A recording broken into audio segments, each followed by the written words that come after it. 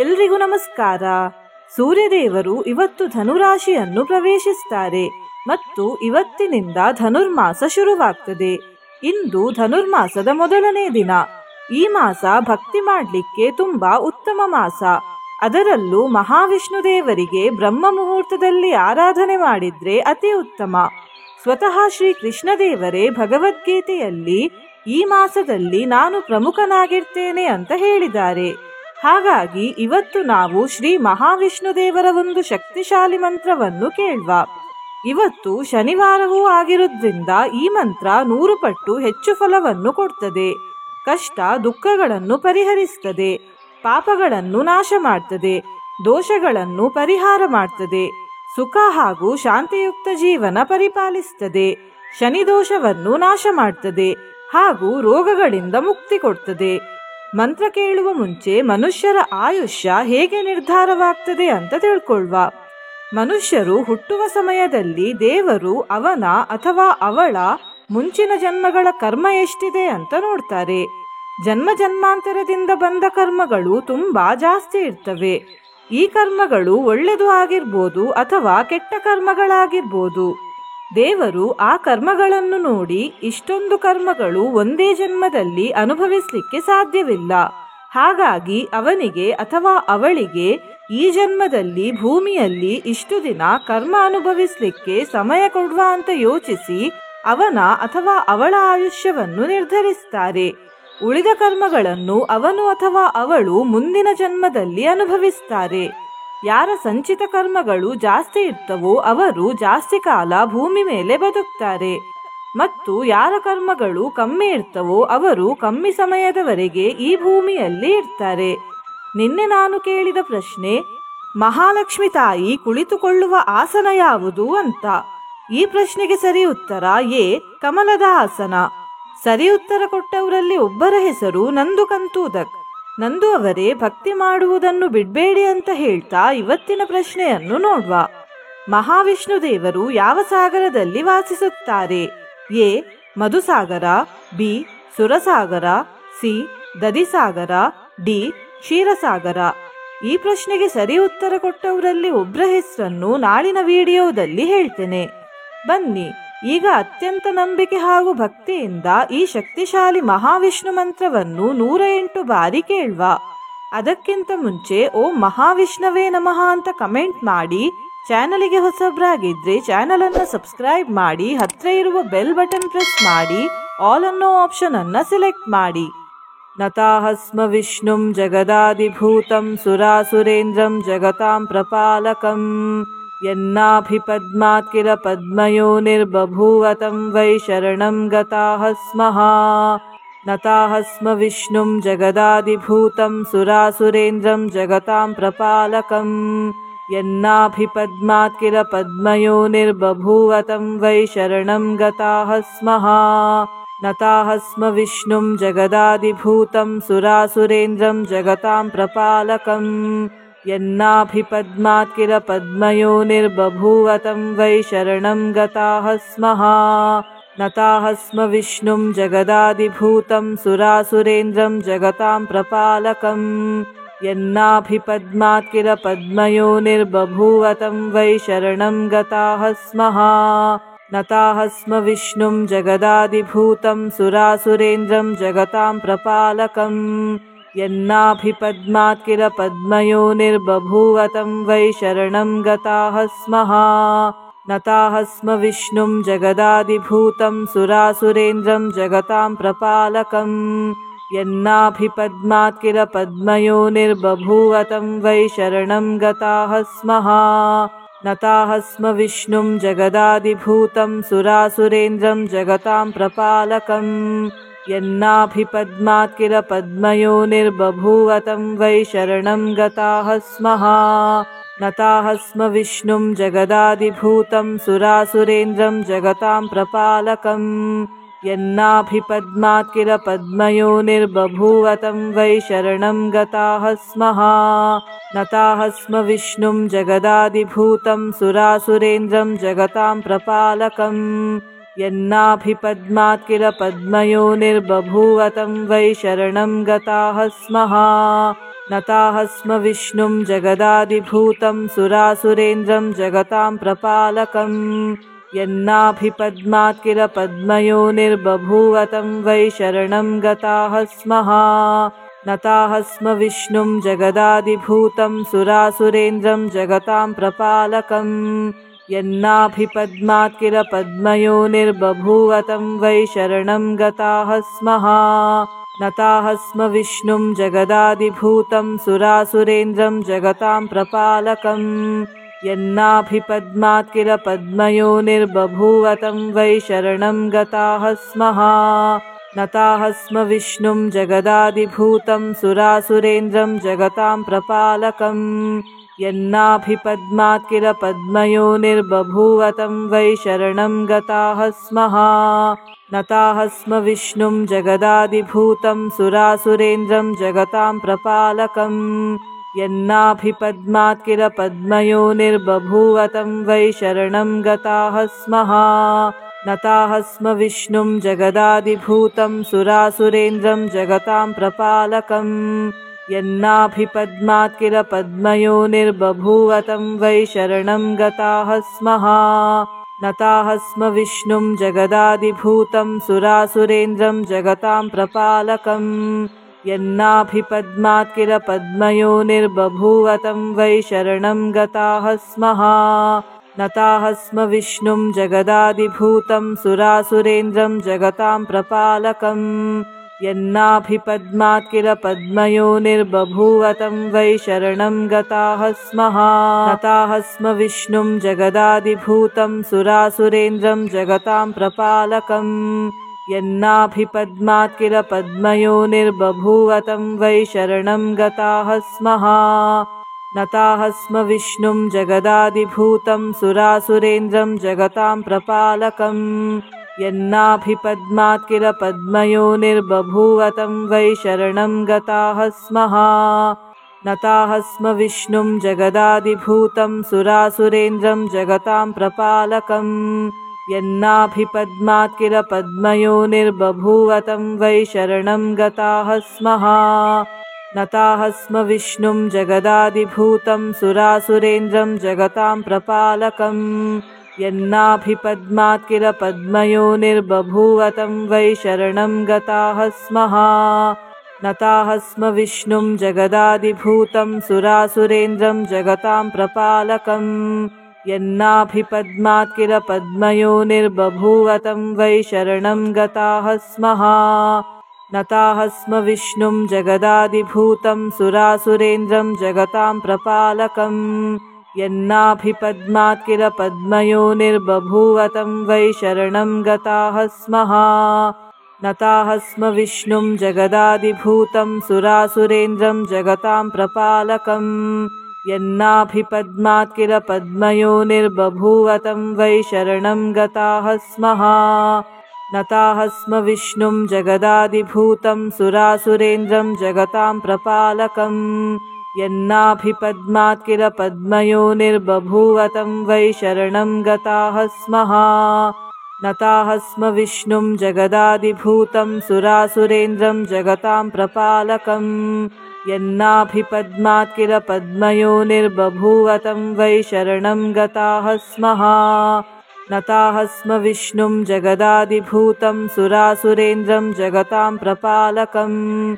यन्नाभिपद्मात् किल पद्मयोनिर्बभूव तं वै शरणं गताः स्मः।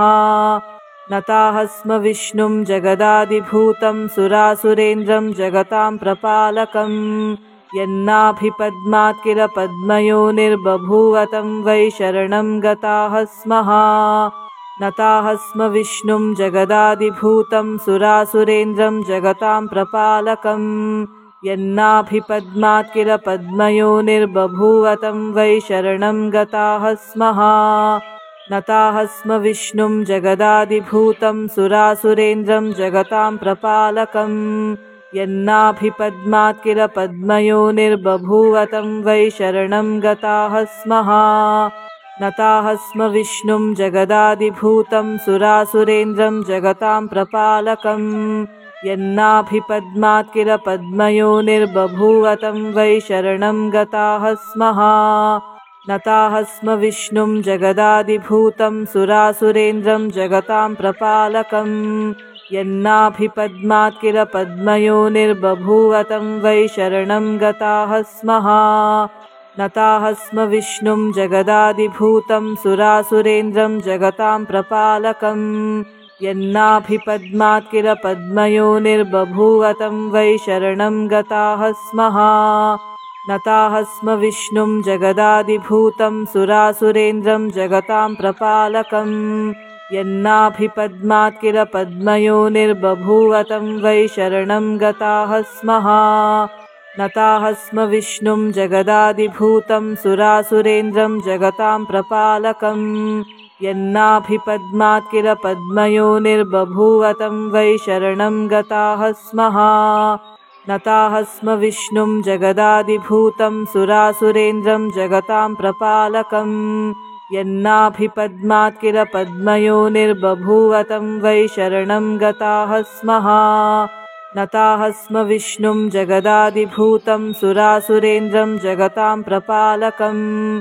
यन्नाभिपद्मात् किल पद्मयोनिर्बभूव तं वै शरणं गताः स्मः। नताः स्म विष्णुं जगदादिभूतं सुरासुरेन्द्रं जगतां प्रपालकम्। यन्नाभिपद्मात् किल पद्मयोनिर्बभूव तं वै शरणं गताः स्मः। नताः स्म विष्णुं जगदादिभूतं सुरासुरेन्द्रं जगतां प्रपालकम्। यन्नाभिपद्मात् किल पद्मयोनिर्बभूव तं वै शरणं गताः स्मः। नताः स्म विष्णुं जगदादिभूतं सुरासुरेन्द्रं जगतां प्रपालकम्। यन्नाभिपद्मात् किल पद्मयोनिर्बभूव तं वै शरणं गताः स्मः। नताः स्म विष्णुं जगदादिभूतं सुरासुरेन्द्रं जगतां प्रपालकम्। यन्नाभिपद्मात् किल पद्मयोनिर्बभूव तं वै शरणं गताः स्मः। नताः स्म विष्णुं जगदादिभूतं सुरासुरेन्द्रं जगतां प्रपालकम्। यन्नाभिपद्मात् किल पद्मयोनिर्बभूव तं वै शरणं गताः स्मः।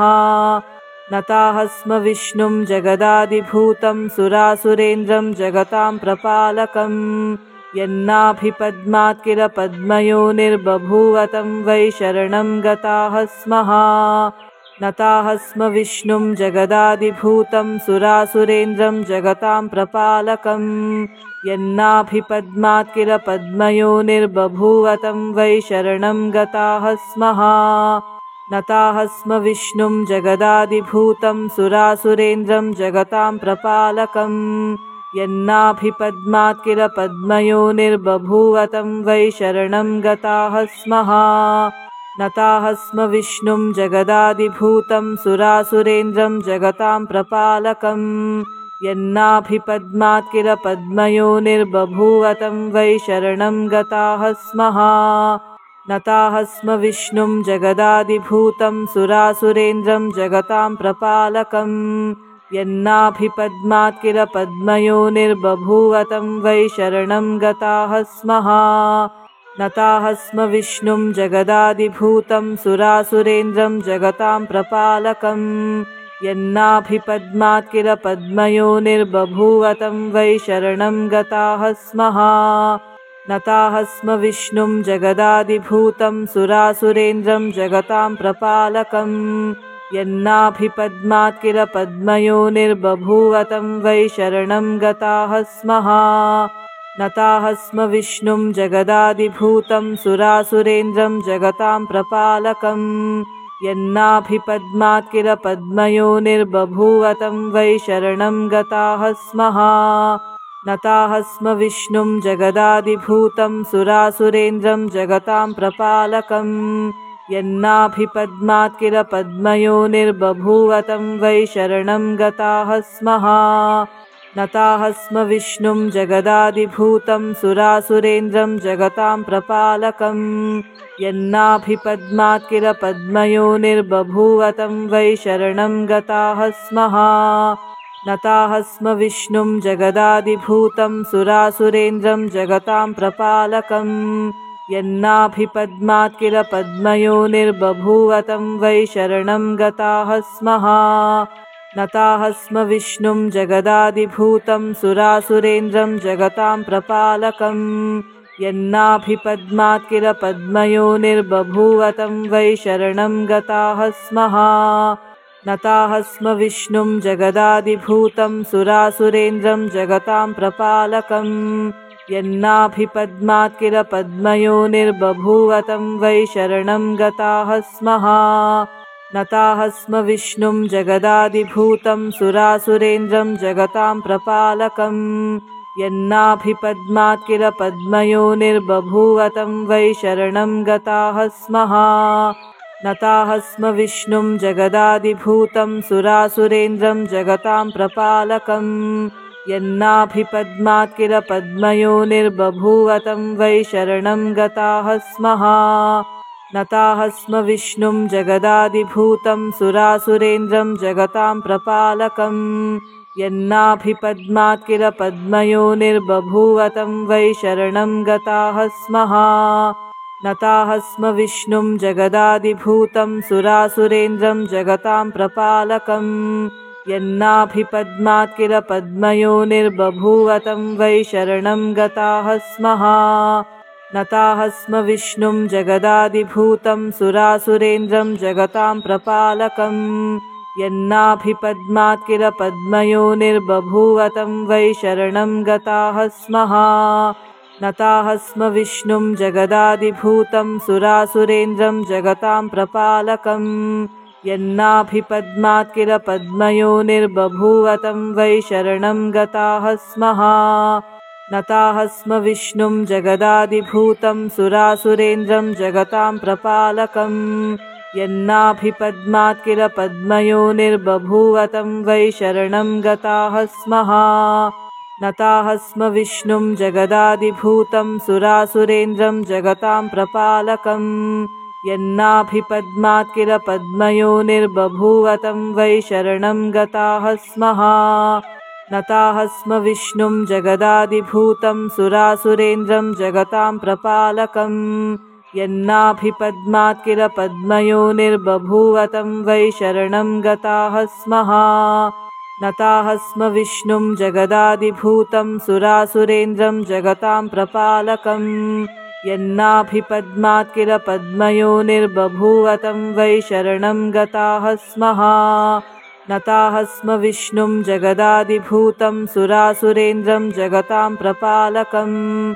यन्नाभिपद्मात् किल पद्मयोनिर्बभूव तं वै शरणं गताः स्मः नताः स्म विष्णुं जगदादिभूतं सुरासुरेन्द्रं जगतां प्रपालकम् यन्नाभिपद्मात् किल पद्मयोनिर्बभूव तं वै शरणं गताः स्मः नताः स्म विष्णुं जगदादिभूतं सुरासुरेन्द्रं जगतां प्रपालकम् यन्नाभिपद्मात् किल पद्मयोनिर्बभूव तं वै शरणं गताः स्मः नताः स्म विष्णुं जगदादिभूतं सुरासुरेन्द्रं जगतां प्रपालकम् यन्नाभिपद्मात् किल पद्मयोनिर्बभूव तं वै शरणं गताः स्मः नताः स्म विष्णुं जगदादिभूतं सुरासुरेन्द्रं जगतां प्रपालकम् यन्नाभिपद्मात् किल पद्मयोनिर्बभूव तं वै शरणं गताः स्मः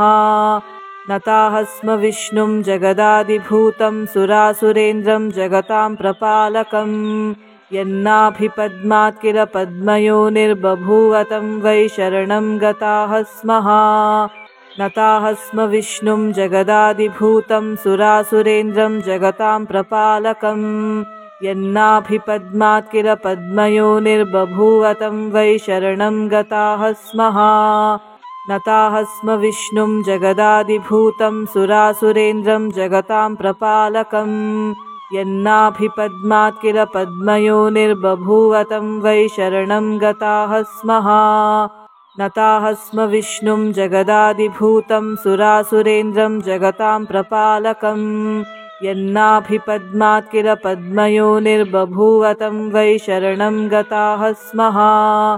नताः स्म विष्णुं जगदादिभूतं सुरासुरेन्द्रं जगतां प्रपालकम्। यन्नाभिपद्मात् किल पद्मयोनिर्बभूव तं वै शरणं गताः स्मः। नताः स्म विष्णुं जगदादिभूतं सुरासुरेन्द्रं जगतां प्रपालकम्। यन्नाभिपद्मात् किल पद्मयोनिर्बभूव तं वै शरणं गताः स्मः।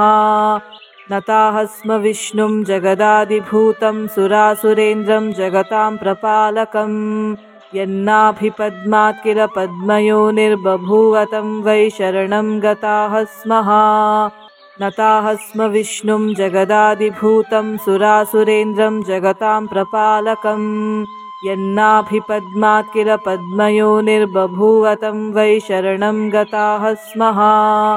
नताः स्म विष्णुं जगदादिभूतं सुरासुरेन्द्रं जगतां प्रपालकम्। यन्नाभिपद्मात् किल पद्मयोनिर्बभूव तं वै शरणं गताः स्मः। नताः स्म विष्णुं जगदादिभूतं सुरासुरेन्द्रं जगतां प्रपालकम्। यन्नाभिपद्मात् किल पद्मयोनिर्बभूव तं वै शरणं गताः स्मः। नताः स्म विष्णुं जगदादिभूतं सुरासुरेन्द्रं जगतां प्रपालकम्। यन्नाभिपद्मात् किल पद्मयोनिर्बभूव तं वै शरणं गताः स्मः। नताः स्म विष्णुं जगदादिभूतं सुरासुरेन्द्रं जगतां प्रपालकम्। यन्नाभिपद्मात् किल पद्मयोनिर्बभूव तं वै शरणं गताः स्मः। नताः स्म विष्णुं जगदादिभूतं सुरासुरेन्द्रं जगतां प्रपालकम्। यन्नाभिपद्मात् किल पद्मयोनिर्बभूव तं वै शरणं गताः स्मः। नताः स्म विष्णुं जगदादिभूतं सुरासुरेन्द्रं जगतां प्रपालकम्। यन्नाभिपद्मात् किल पद्मयोनिर्बभूव तं वै शरणं गताः स्मः।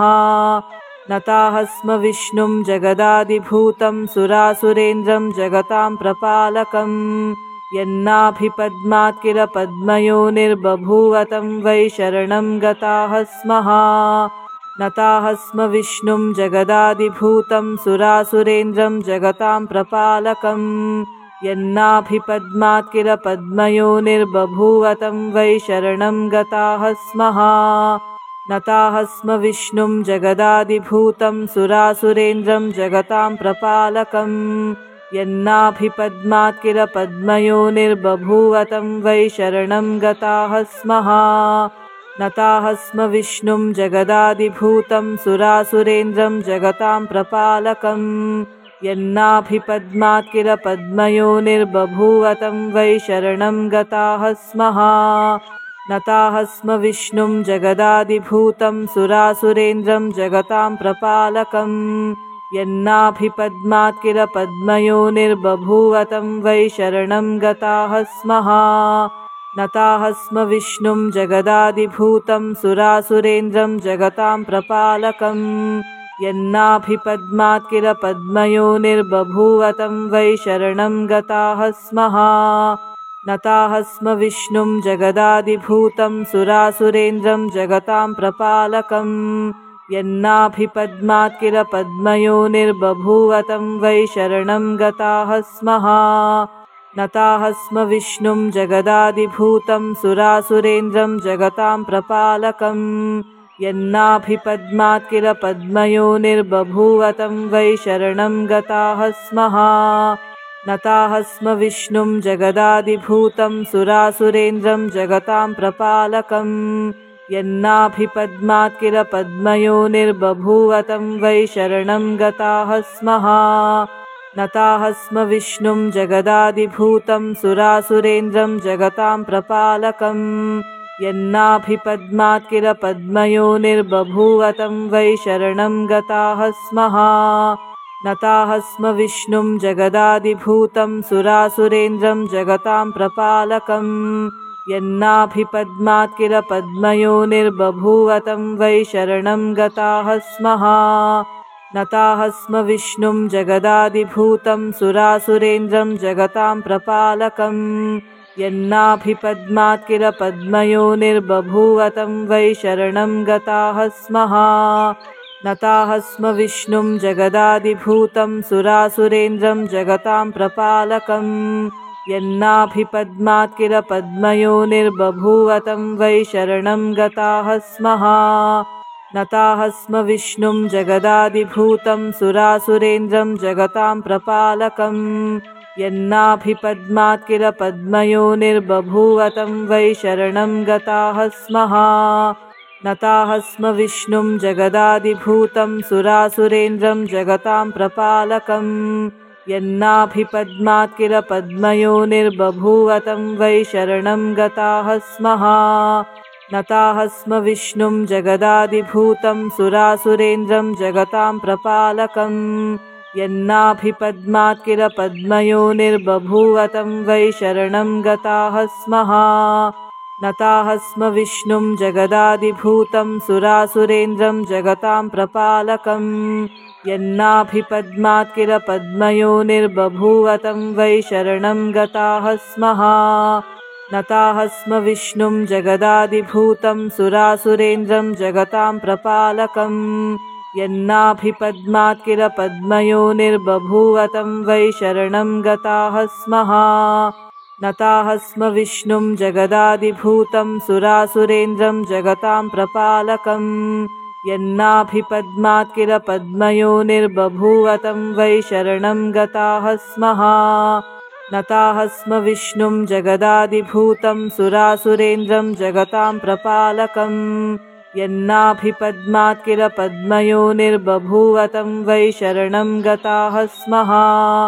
नताः स्म विष्णुं जगदादिभूतं सुरासुरेन्द्रं जगतां प्रपालकम् यन्नाभिपद्मात् किल पद्मयोनिर्बभूव तं वै शरणं गताः स्मः नताः स्म विष्णुं जगदादिभूतं सुरासुरेन्द्रं जगतां प्रपालकम् यन्नाभिपद्मात् किल पद्मयोनिर्बभूव तं वै शरणं गताः स्मः नताः स्म विष्णुं जगदादिभूतं सुरासुरेन्द्रं जगतां प्रपालकम् यन्नाभिपद्मात् किल पद्मयोनिर्बभूव तं वै शरणं गताः स्मः नताः स्म विष्णुं जगदादिभूतं सुरासुरेन्द्रं जगतां प्रपालकम् यन्नाभिपद्मात् किल पद्मयोनिर्बभूव तं वै शरणं गताः स्मः नताः स्म विष्णुं जगदादिभूतं सुरासुरेन्द्रं जगतां प्रपालकम्